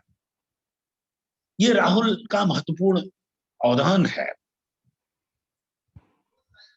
जो महत्वपूर्ण बात है कि अभी चर्चा संगीता जी भी कर रही थी, और चंद्रेश जी भी, वो 36 भाषाएं जानते थे, बिल्कुल जानते थे, और उन भाषाओं में वो प्रवीण भी थे। लेकिन महत्व की बात है कि उन्होंने लेखन हिंदी में किया। और वो चाहते तो अंग्रेजी में लिख सकते थे, बड़े बड़े क्रांतिकारी इतिहासकार अंग्रेजी में ही लिखते हैं। इस देश का दुर्भाग्य है कि क्रांतियां अंग्रेजी में होती और जनता हिंदी और दूसरी भारतीय भाषा जानती। राहुल जी की अभिव्यक्ति का माध्यम हिंदी है। लेकिन अभी चंद्रेश जी एक संदर्भ दे रहे थे कम्युनिस्ट पार्टी से उनके मतभेद का भाषा के सवाल पर। भाषा के सवाल पर मतभेद नहीं था।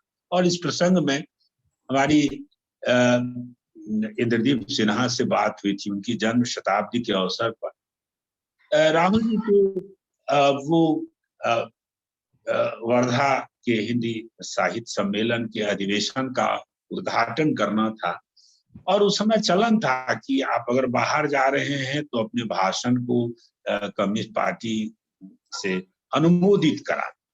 और वो भाषण जब अनुमोदन के लिए गया तो सेंट्रल सेक्रेटेरिएट ने एक जगह आपत्ति की। आपत्ति यह थी कि उन्होंने उर्दू के प्रसंग में कहा कि ये कटी दाढ़ी और अनकटे बाल वाले लोग। इसको कहा गया कि साहब इसमें कम्युनल कॉनोटेशन हो रहा है। आप उर्दू और हिंदी विवाद पर बोल रहे हैं तो उर्दू कोई मुसलमानी भाषा नहीं है, इसमें कम्युनल कॉनोटेशन है इस भाषण में। और इसीलिए कहा कि इस अंश को निकालिए और यही मतभेद हुआ था। लेकिन लोग कहते हैं कि साहब कम्युनिस्ट पार्टी ने हिंदी की पक्षधरता के कारण राहुल जी को पार्टी से निकाला। ऐसी कोई बात नहीं है, बल्कि उसके कम्युनल कॉनोटेशन का विरोध किया था। ये संदर्भ इतनी बार गलत ढंग से उद्धृत हुआ कि लगभग वैचारिक प्रदूषण फैल चुका है। हिंदी में लेखन किया राहुल ने, हिंदी के भंडार को समृद्ध किया और इस बात में वो विश्वास करते थे कि इस देश की बहुसंख्यक जनता से हिंदी में ही संवाद किया जा सकता है। और चूंकि पांडित्य को गठरी की तरह लेकर उन्हें नहीं चलना था, बल्कि उनका जो पांडित्य था वो सामान्य जनगण की बेहतरी के लिए था और उसके लिए वो आजीवन प्रयत्नशील रहे। इसलिए आज भी उनका लेखन हमें प्रेरित करता है। और जब कभी समाज परिवर्तन के दौर से गुजरने को होगा तो राहुल की रचनाएं प्रासंगिक हो जाएंगी, क्योंकि राहुल का जो लेखन है वो चाहे कहानियां हैं या उपन्यास हैं या यात्रा वृत्तांत है या संस्मरण है या जीवनियां हैं या पुरातत्व संबंधी आलेख हैं, वो कहीं न कहीं समाज में सामाजिक राजनीतिक परिवर्तन और कमोबेश समाज की बेहतरी के लिए लिखे गए। इसलिए वो प्रासंगिक आज भी हैं और आगे भी रहेंगे।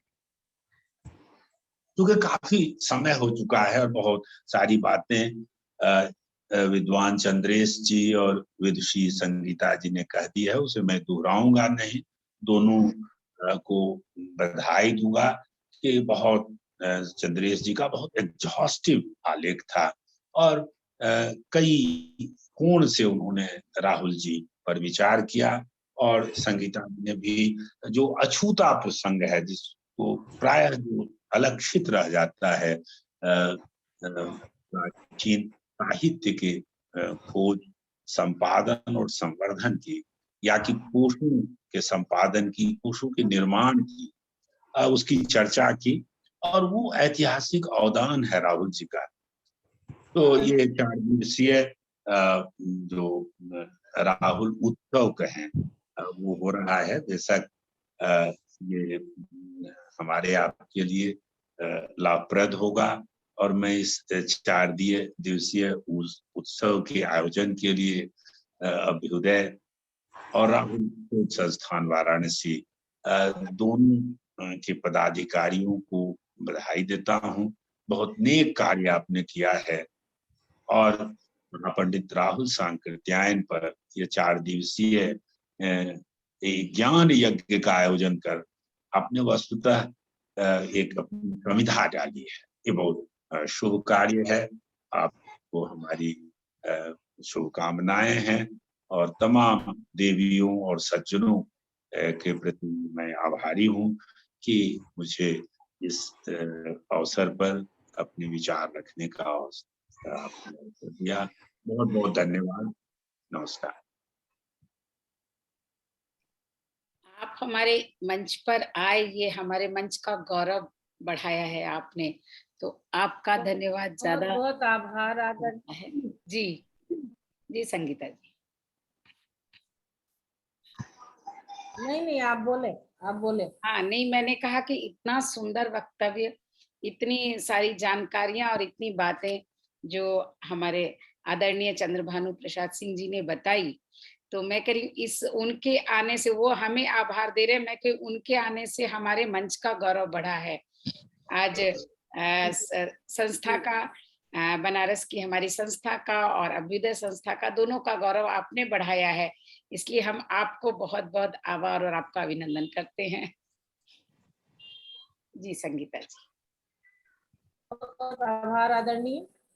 और समय काफी हो चुका है, तो हम लोग कल से हम लोग का लाइव कार्यक्रम आरंभ हो रहा है।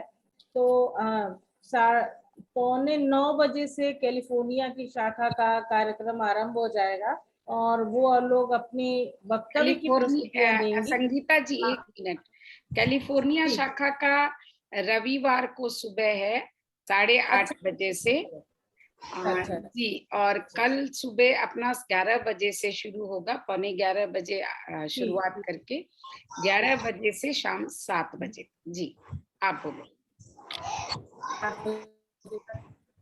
मेरा अनुरोध है कि आप सभी उस कार्यक्रम में उन्हें, क्योंकि ये लोग अभी बहुत कुछ नहीं जानते हैं, तो त्रुटियों को मैं क्षमा मांगूंगी, लेकिन अनुरोध करूंगी कि आप उनकी त्रुटियों को सुधारने का प्रयास भी करिए, वो गलत, और सुनिएगा कि एक सामान्य, तो जिन लोगों ने कुछ बहुत जाना नहीं, वो राहुल जी के बारे में लिखने का प्रयास कर रहे हैं या सुनने का प्रयास कर रहे हैं, और उनके वक्तव्य अपने ज्ञान से लिख के और लाइव करेंगे, तो ये बहुत ही हमारे लिए बहुत ही गर्व और गौरव की बात है। और अनुरोध है कि आप लोग जरूर उनको सुनिए जब जिसको मौका मिले। ये नहीं कह सकते कि भाई सब बैठे रहेंगे सारे दिन सुनेंगे, लेकिन फिर भी अपने आप कमेंट्स सुन के आगे और पीछे जरूर दीजिए, जिससे कि जो लोग राहुल जी को पढ़ रहे हैं या पढ़ने के इच्छुक हैं, वो लोग आपके प्रोत्साहन के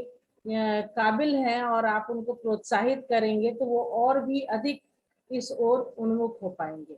जी, तो मैं अब चंदा दी को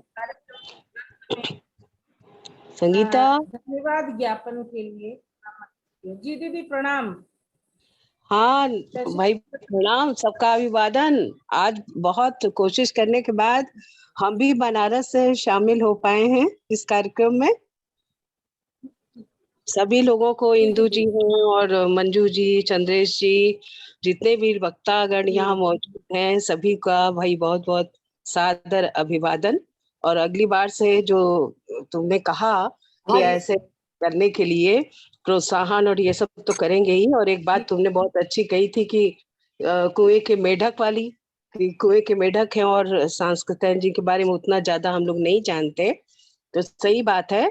तुम तो फिर भी कुएं में छलांग लगा रही हो, कुछ देख रही हो, जान रही हो, और हम लोग की स्थिति तो ये है कि बाल्टी में ही चक्कर काट रहे हैं और उतना ज्यादा नहीं जानते उनके बारे में। लेकिन फिर भी इससे जुड़े रह करके, जो इतने सालों में काफी अरसे हो गए तुम्हें जानते हुए, और जो कुछ भी कर रहे हैं आप लोग, समझ लीजिए आप उसके लिए बहुत बहुत साधुवाद कि आप लोग बहुत अच्छा कार्य कर रहे हैं। और इस माध्यम से, इस मंच से बहुत सारे लोग आगे बढ़े हैं।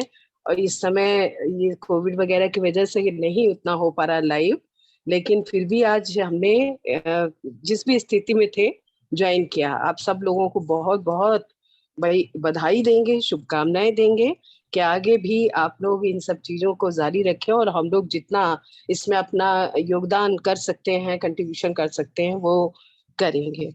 धन्यवाद, हमने बीच में आप सब लोगों का हस्तक्षेप किया। नहीं, बहुत सुंदर, बहुत बहुत धन्यवाद डॉक्टर शशिबाला जी, बहुत बहुत आप आभार हमसे जुड़ी आपका। और जी आपको हमने कई बार आपको देखा है, पसंद लेकिन आया, बात ही बहुत नहीं अच्छा है। लगा। अच्छा, तो आप लोगों को 4 पंक्तियां सुना दें क्या हम? बिल्कुल बिल्कुल। तब समापन समारोह आप लोग कर लीजिएगा कि जुल्म के तूफान ढहते ही रहेंगे, दर्द तो इंसान सहते ही रहेंगे, रोक सकता कौन उन्मत्त निर्झरों को, तोड़कर चट्टान बहते ही रहेंगे। क्या बात है, बहुत बहुत सुंदर, सुंदर, बहुत बहुत बहुत बहुत सुंदर। बढ़िया। धन्यवाद, धन्यवाद, बहुत बहुत धन्यवाद। शशि बाला, आप रिटायर अध्यापिका हैं आप, और मेरे साथ बहुत लंबे समय से जुड़ी हुई हैं और जी हमेशा जी कार्यक्रमों में आती रहती हैं, और जुड़ नहीं पाई कुछ उनका वीडियो वही ऑन नहीं तबीयत है, की तो हम अस्वस्थता उनसे के कारण, ऊपर लेकिन देख आप पाते हैं। मैम, जब से कोविड हुआ ना, हम नहीं जुड़ पा रहे हैं, इधर बैठ नहीं पाते हैं ना ज्यादा। अच्छा, कोई बात लेकिन फिर भी ये है कि एक विनम्र अनुरोध है, कृपया हमें रिटायर ना कहें। नहीं। रिटायर क्योंकि हम अपने स्कूल से अभी तक हम लोग को अपने सैलरी नहीं शिक्षक मिला है। पद से रिटायर हुई है। नहीं, हाँ, आप अपने रिटायर स्कूल और हम विद्यालय उस दिन से हो गए जिस दिन आप, ऊपर जाएंगे। नहीं नहीं ऐसा नहीं है, ऐसा नहीं है। आपने हम एक लोग पद कभी वैसे भी छोड़ रिटायर के होते नहीं, आप चिंता ना करें। वो नहीं तो नहीं नहीं, उन्होंने सिर्फ बुद्धिजीवी एक पर कभी रिटायर सरकारी नहीं होता। आधार पर कह दिया है, बाकी तो जी हम लोग जी रिटायर कब होते हैं, वैसे भी जी स्त्रियां जी। तो कभी रिटायर होती ही नहीं है। हाँ हाँ, और जो लिखते पढ़ते लोग रहते हैं ना, वो तो कभी नहीं होते ना, क्योंकि बिल्कुल। विचार कभी तो उनकी तो कोई उम्र ही नहीं है ना, विचार और सोच तो तो हमेशा अब हम यंग रहती चंदा प्रहलादका जी को बुलाना चाहेंगे। संगीता जी, आपने बुला तो लिया है उन्हें? जी जी जी, जी जी। मैं सादर चंद्र प्रहलादिका जी को आज के कार्यक्रम में धन्यवाद देने के लिए आमंत्रित करती हूँ। चंदा दी। नमस्कार, चंदा मंच दी को नमन करती हूँ जी। और मंच पर उपस्थित सभी आदरणीय विद्वजनों को सादर अभिनंदन करती हूँ।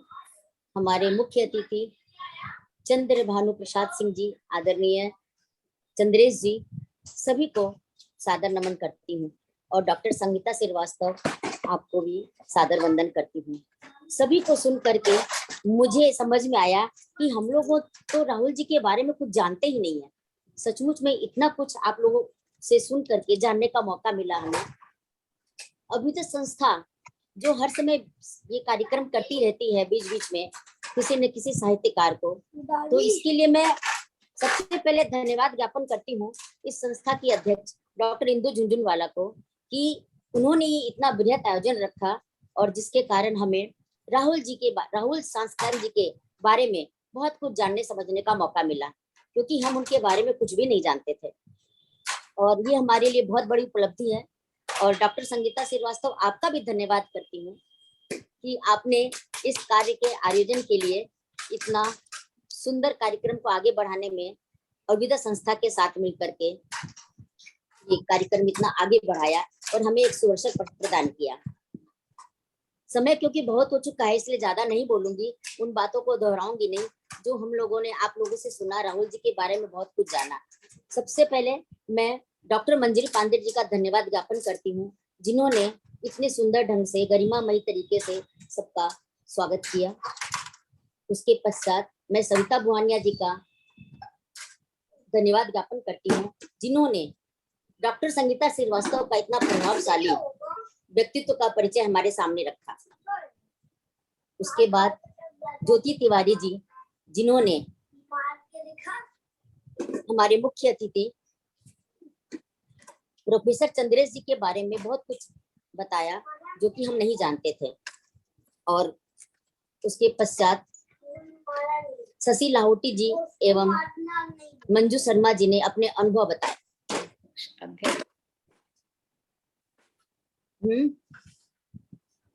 कुछ बोल रही हैं आप? जी अध्यक्ष। हाँ जी, हमारी अध्यक्ष महोदय, अध्यक्ष डॉक्टर संगीता श्रीवास्तव जी ने, हमारे अध्यक्ष डॉक्टर भानु प्रसाद जी, आपका म्यूट है डॉक्टर संगीता जी, आपका म्यूट है, आप कुछ बोल रही हैं? हाँ, हमारे अध्यक्ष आज के थे ना डॉक्टर चंद्र भानु जी, उन्हीं के लिए बोल रही हैं वो, उन्हीं के लिए बोल रही हूँ। हमारे अध्यक्ष डॉक्टर चंद्रभानु जी के बारे में डॉक्टर संगीता श्रीवास्तव जी ने मंजू शर्मा ने विस्तृत परिचय किया। मंजू तंवर जी ने मंजू तंवर जी ने उनके बारे में विस्तृत परिचय दिया।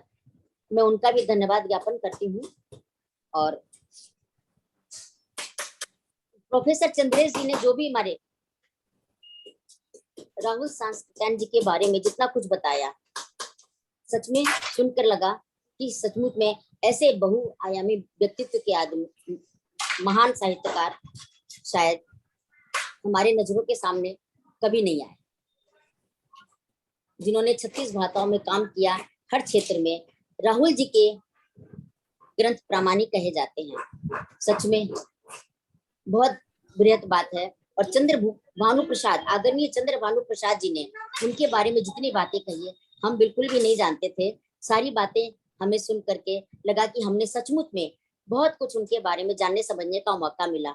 और मैं मंच पर उपस्थित सभी का धन्यवाद ज्ञापन करती हूँ, जिन्होंने आज अपना कीमती समय निकाल करके हमारी इस पटल को सुशोभित किया। बहुत बहुत धन्यवाद सभी का। अगर कोई त्रुटि रह गई हो तो प्लीज क्षमा चाहती हूँ।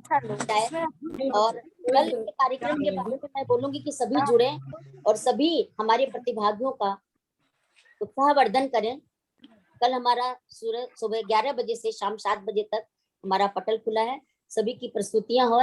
सभी को मैं बहुत बहुत बधाई देती हूँ। 24 तारीख को भी है और 24 तारीख को भी सुबह 8:30 बजे से कैलिफोर्निया शाखा की तरफ से कार्यक्रम शुरू हो जाएगा। सभी जुड़े जी और सभी प्रतिभागियों को अपना उत्साहवर्धन करने का मौका दे।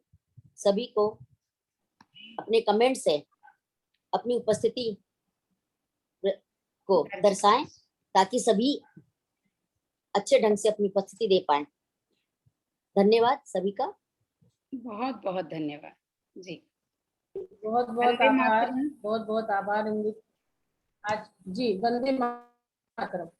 हम लोग खड़े हो जाएं जी। मंजरी जी कहाँ गई?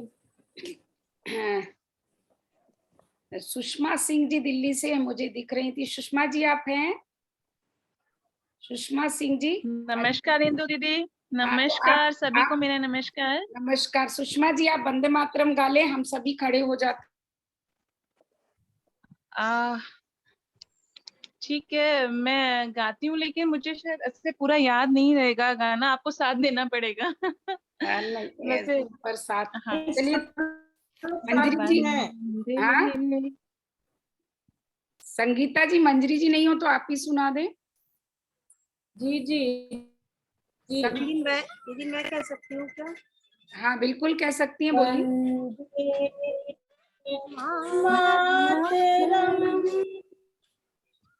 शीतला शशश्यामलं मातरं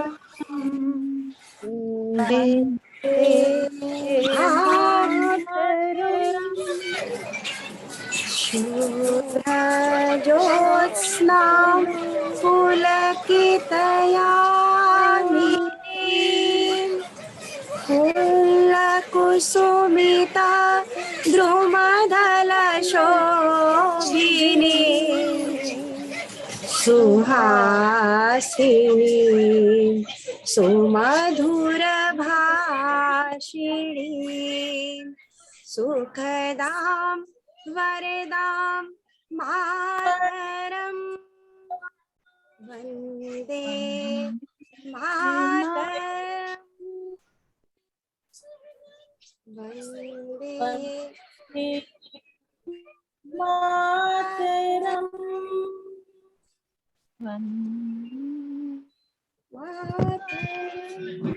जय हिंद। जय हिंद। जय भारत। जय हिंद। जय भारत। जय भारत। चलिए।